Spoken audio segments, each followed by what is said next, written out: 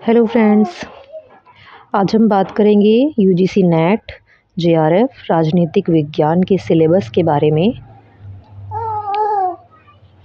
देखिए, इसमें 10 इकाइयाँ हैं। सबसे पहली इकाई है राजनीतिक सिद्धांत। सबसे पहले राजनीतिक सिद्धांत में कुछ अवधारणाएं आएंगी जो हैं स्वतंत्रता, समानता, न्याय, अधिकार, लोकतंत्र, शक्ति और नागरिकता। इन सभी कॉन्सेप्ट पर आधारित इनका अर्थ और इनसे जुड़ी हुई जो थिंकर्स हैं, हमारे इंडियन थिंकर्स और वेस्टर्न पॉलिटिकल थिंकर्स हैं, जो हमारे विद्वान पाश्चात्य राजनीतिक विचारक, उन सब ने इनके इन तथ्यों के ऊपर क्या कहा है, वो परिभाषाएं भी कई बार इस यूनिट में पूछी जाती हैं। नेक्स्ट, राजनीतिक परंपराएं। राजनीतिक परंपराएं जैसे उदारवाद, अनुदारवाद, समाजवाद, मार्क्सवाद, नारीवाद, परिस्थितिकवाद, बहुसंस्कृतिवाद और उत्तर आधुनिकतावाद। वाद से यहाँ तात्पर्य होता है एक विचारधारा से। जैसे किसी विचारधारा को कुछ लोग अपनाते हैं, मानते हैं और कुछ लोग फिर उन्हें फॉलो करते हैं, तो वो एक विचारधारा बनती चली जाती है। जब कोई किसी विचार को मानता है और कुछ लोग उसे फॉलो करते हैं, तो उसे उस विचारधारा को, ऐसी कई विचारधाराएं होती हैं जैसे उदारवाद, अनुदारवाद, समाजवाद, मार्क्सवाद, ये सभी। अब हम बात करते हैं अगली इकाई की, राजनीतिक विचारक। राजनीतिक विचारकों में पहले आएंगे वेस्टर्न पॉलिटिकल थिंकर्स, जो हमारे पाश्चात्य राजनीतिक विचारक हैं। कन्फ्यूशियस, प्लेटो, अरस्तु, Machiavelli, Hobbes, Locke, Rousseau, Hegel, Mary Wollstonecraft, John Stuart Mill, Karl Marx, Gramsci, Hannah Arendt, Frantz Fanon, Mao Zedong, John Rawls, ये सभी है। सभी इम्पोर्टेंट हैं, सभी से क्वेश्चन बनते हैं।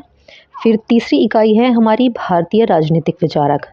भारतीय राजनीतिक विचारक के अंतर्गत आएंगी सबसे पहले धर्मशास्त्र, फिर कौटिल्य, अगानासुत्त, बर्नी, Kabir, Pandita Ramabai, Bal Gangadhar Tilak, Swami Vivekananda, Rabindranath Tagore, M.K. Gandhi, Shri Aurobindo, Periyar, E.V. Ramasamy, Mohammad Iqbal, M.N. Roy, V.D. Savarkar, doctor B.R. Ambedkar, J.L. Nehru, Ram Manohar Lohia, Jayaprakash Narayan, Deendayal Upadhyaya. Second और थर्ड यूनिट दोनों ही बहुत इम्पोर्टेंट मानी जाती हैं। फोर्थ यूनिट है हमारी तुलनात्मक राजनीतिक विश्लेषण। इसके अंतर्गत आएंगे उपागम जैसे संस्थागत राजनीतिक संस्कृति, राजनीतिक अर्थव्यवस्था तथा नवसंस्थावाद, तुलनात्मक विधियाँ, उपनिवेशवाद तथा विऔपनिवेशीकरण। उपनिवेशवाद के रूप औपनिवेशिकता, विरोधी संघर्ष तथा विऔपनिवेशीकरण। फिर आएगा इसमें राष्ट्रवाद, यूरोपीय तथा गैर यूरोपीय राज्य सिद्धांत, पूंजीवादी और समाजवादी समाजों में राज्य की प्रकृति पर वाद विवाद, उत्तर औपनिवेशिक राज्य, कल्याणकारी राज्य, वैश्वीकरण तथा राष्ट्र राज्य। राजनीतिक शासन प्रणालियाँ, इसमें आ जाएंगे लोकतांत्रिक, निर्वाचकीय, उदार, बहुमत आधारित, सहभागी तथा गैर लोकतांत्रिक शासन प्रणालियाँ, पैतृकवाद, अधिकारतंत्रवाद, प्राधिकारवाद, सैन्य तानाशाही, सर्वाधिकारवाद तथा फांसीवाद। फिर आ जाएंगे इसमें संविधान तथा संविधानवाद, संविधान के रूप, विधि का शासन, न्यायिक स्वतंत्रता तथा उदारवादी। संविधानवाद, आपातकालीन शक्तियाँ और संविधानवाद का संकट। लोकतंत्रीकरण, लोकतांत्रिक संक्रमण तथा समेकन, विकास, अल्प विकास, निर्भरता, आधुनिकीकरण, विश्व व्यवस्था सिद्धांत, विकास तथा लोकतंत्र। शक्ति की संरचनाएं में आ जाएगा शासक वर्ग, शक्ति संपन्न अभिजन वर्ग, लोकतांत्रिक अभिजनवाद, कर्ता और प्रक्रियाएं, निर्वाचन पद्धतियां, राजनीतिक दल तथा दलीय प्रणाली, हित समूह, सामाजिक आंदोलन, नव सामाजिक आंदोलन, गैर सरकारी संगठन, NGO तथा नागरिक समाज। फिफ्थ इकाई है हमारी अंतर्राष्ट्रीय संबंध। अंतर्राष्ट्रीय संबंध के अध्ययन के उपागम, आदर्शवाद, यथार्थवाद, संरचनात्मक मार्क्सवाद, नव उदारवाद, नव यथार्थवाद, सामाजिक रचनावाद, आलोचनात्मक अंतर्राष्ट्रीय सिद्धांत, नारीवाद, उत्तराधुनिकतावाद। अवधारणाएं हैं जैसे राज्य, राज्य प्रणाली तथा गैर राजकीय कर्ता, शक्ति, संप्रभुता, सुरक्षा। सुरक्षा में आ जाएंगे परंपरागत और गैर परंपरागत। फिर है संघर्ष और शांति, युद्ध की बदलती हुई प्रकृति, सामूहिक विनाशकारी हथियार, निवारण, संघर्ष विनियोजन, संघर्ष रूपांतरण। फिर है संयुक्त राष्ट्र, संयुक्त राष्ट्र के लक्ष्य, उद्देश्य, संयुक्त राष्ट्र की संरचना तथा इसकी कार्यप्रणाली का मूल्यांकन। शांति और विकास से संबंधित दृष्टिकोण, मानवीय हस्तक्षेप, अंतर्राष्ट्रीय विधि, अंतर्राष्ट्रीय अपराध न्यायालय। फिर है अंतर्राष्ट्रीय संबंध की राजनीतिक अर्थव्यवस्था, वैश्वीकरण, वैश्विक अभिशासन तथा ब्रेटन वुड्स प्रणाली, उत्तर दक्षिण संवाद, विश्व व्यापार संगठन, WTO, G20, ब्रिक्स। क्षेत्रीय संगठन में आएंगे यूरोपीय संघ, अफ्रीकी संघ, शंघाई कोऑपरेशन ऑर्गेनाइजेशन, आसियान। समसामयिक चुनौतियां, अंतर्राष्ट्रीय आतंकवाद, जलवायु परिवर्तन तथा पर्यावरणीय चिंताएं, मानवाधिकार, प्रवासन तथा शरणार्थी। गरीबी तथा विकास, धर्म, संस्कृति तथा पहचान, राजनीति की भूमिका। इकाई 6 आ जाएगी फिर हमारी भारत की विदेश नीति। भारत की विदेश नीति पर दृष्टिकोण, उत्तर औपनिवेशिक, विकासात्मक, उदयमान शक्ति तथा उभरती हुई राजनीतिक अर्थव्यवस्था के रूप में भारत की पहचान। भारत की विदेश नीति में निरंतरता और बदलाव, सिद्धांत तथा निर्धारक तत्व, गुटनिरपेक्ष आंदोलन, गुटनिरपेक्ष आंदोलन की ऐतिहासिक पृष्ठभूमि तथा प्रासंगिकता, भारत की परमाणु नीति, प्रमुख शक्तियों के साथ भारत के संबंध। अंतर्राष्ट्रीय संबंधों की बात की जा रही है, जैसे संयुक्त राज्य अमेरिका के साथ, सोवियत यूनियन के साथ रूस, सोवियत यूनियन रूस के साथ, पीपल्स रिपब्लिक ऑफ चाइना चीन के साथ। बहुध्रुवीय दुनिया के साथ भारत का संबंध, अंतर्राष्ट्रीय संघ के साथ भारत के संबंध, BRICS, ASEAN, Shanghai Cooperation Organisation, अफ्रीकी संघ, दक्षिण अफ्रीकी विकास समुदाय, गल्फ कोऑपरेशन काउंसिल।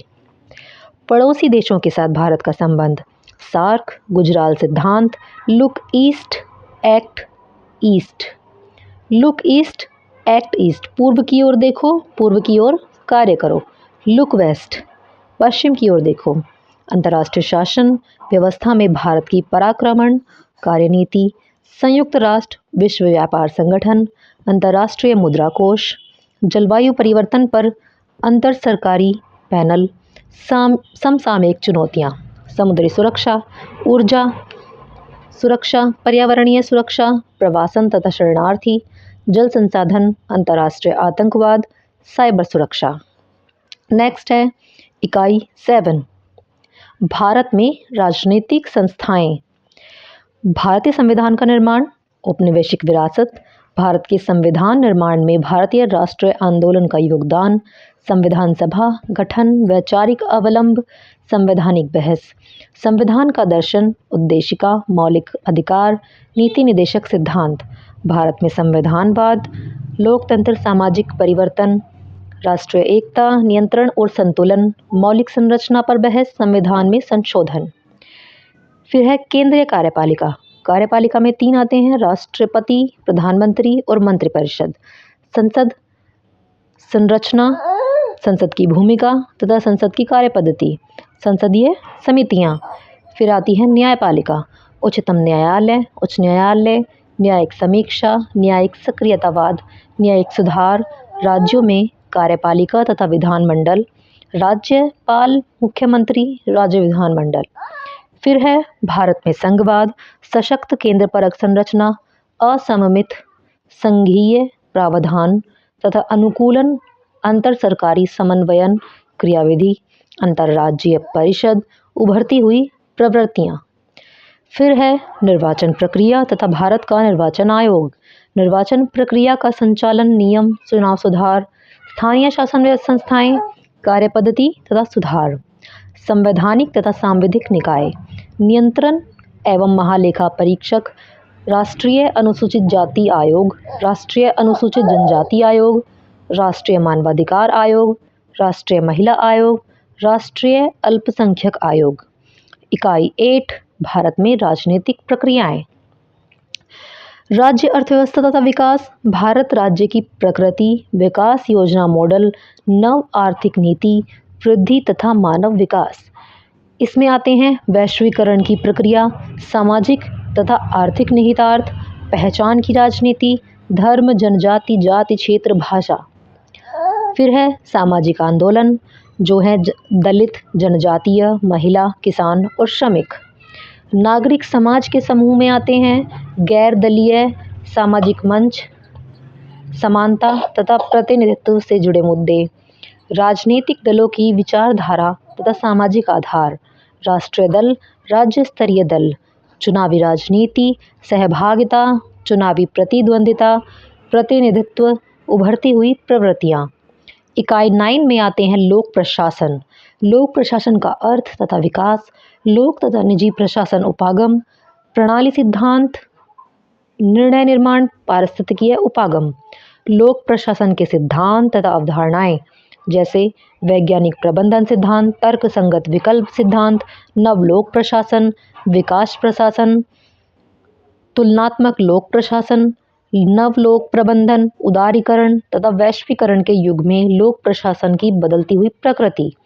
फिर आते हैं संगठन के सिद्धांत और नियम, जैसे वैज्ञानिक प्रबंधन सिद्धांत, अधिकारी तंत्र सिद्धांत, मानव संबंध सिद्धांत। फिर है संगठन का प्रबंधन, नेतृत्व तथा अभिप्रेरणा का सिद्धांत, संगठनात्मक संप्रेषण सिद्धांत तथा नियम, चेस्टर बर्नार्ड के संप्रेषण के नियम, संगठन में सूचना प्रबंधन, संगठन में संघर्ष प्रबंधन, मैरी पार्कर फॉलेट के द्वारा। उद्देश्य आधारित प्रबंधन, पीटर ड्रकर के द्वारा। सबसे लास्ट है इसमें इकाई 10 भारत में शासन विधि तथा लोक नीति। शासन, सुशासन तथा लोकतंत्रीय शासन, राज्य की भूमिका, नागरिक, समाज तथा व्यक्ति। फिर है उत्तरदायित्व तथा नियंत्रण। नियंत्रण और संतुलन के लिए संस्थानिक तंत्र, कार्यपालिका पर विधायिका का नियंत्रण, प्रशासनिक तथा बजटीय नियंत्रण, संसदीय समितियों के माध्यम से नियंत्रण, विधायिका और कार्यपालिका पर न्यायिक नियंत्रण, प्रशासनिक संस्कृति, भ्रष्टाचार और प्रशासनिक सुधार। फिर है सुशासन के सांस्थानिक तंत्र, जैसे सूचना का अधिकार, उपभोक्ता संरक्षण अधिनियम, सिटीजन चार्टर, शिकायत निवारण प्रणाली, ओम्बुड्समैन, लोकपाल, लोकायुक्त। फिर है ग्रास रूट, ज़मीनी स्तर पर शासन, पंचायती राज संस्थाएं तथा उनकी कार्यपद्धति। फिर है योजना तथा विकास, विकेंद्रीकृत योजना, विकास के लिए योजना, सतत विकास, ई गवर्नेंस, NITI आयोग। सामाजिक आर्थिक विकास के उपकरण के रूप में लोक नीति, आवास, स्वास्थ्य, पेयजल, खाद्य सुरक्षा, MNREGA, NHRM, ITI के विशेष संदर्भ में लोक नीतियाँ। फिर है लोक नीति की निगरानी और मूल्यांकन, शासन विधि को उत्तरदायी बनाने की क्रियाविधि, जन सुनवाई, ऑडिट। पाठ्यक्रम यही समाप्त होता है। अब हम बात करेंगे कि अगर हम PYQ से पिछले कुछ प्रश्न पत्रों को समझें तो हमें समझ में आता है कि हर यूनिट की मुख्य अवधारणाओं थिंकर्स की सबसे पहले हमें एक समरी बनानी चाहिए। जैसे पॉलिटिकल थ्योरी और इंडियन पॉलिटिक्स को कोर मानकर शुरुआत करें। सबसे पहले हम क्या कर सकते हैं, सबसे पहले हमें पढ़ना चाहिए पॉलिटिकल थ्योरी और थिंकर्स, जैसे राजनीतिक सिद्धांतों को और राजनीतिक और भारतीय राजनीतिक विचारों को। सबसे पहले हमें ये पढ़ना चाहिए। उसके बाद इंडियन पॉलिटिकल सिस्टम और कॉन्स्टिट्यूशन को, भारतीय राजनीतिक प्रणालियाँ और संविधान को पढ़ना चाहिए। उसके बाद इंटरनेशनल रिलेशन और पब्लिक एडमिनिस्ट्रेशन को पढ़ना चाहिए। और सबसे लास्ट में हमें कंपैरेटिव पॉलिटिक्स और पॉलिसी को पढ़ना चाहिए। अगर हम इस स्ट्रेटजी के साथ पढ़ते हैं तो हमें जो है ये सिलेबस को अच्छे से कवर अप करने का समय मिलेगा और वो बहुत अच्छे से कवर कर पाएंगे, क्योंकि जो ये शुरू की 3 यूनिट हैं ये आपस में इंटरलिंक्ड हैं। तो चलिए आज के लिए इतना ही, फिर मिलते हैं नेक्स्ट वीडियो में। अगर वीडियो अच्छा लगे तो लाइक करें, चैनल को सब्सक्राइब करें और कमेंट में बताइए हमें नेक्स्ट वीडियो किस टॉपिक पर बनानी चाहिए। Thank you.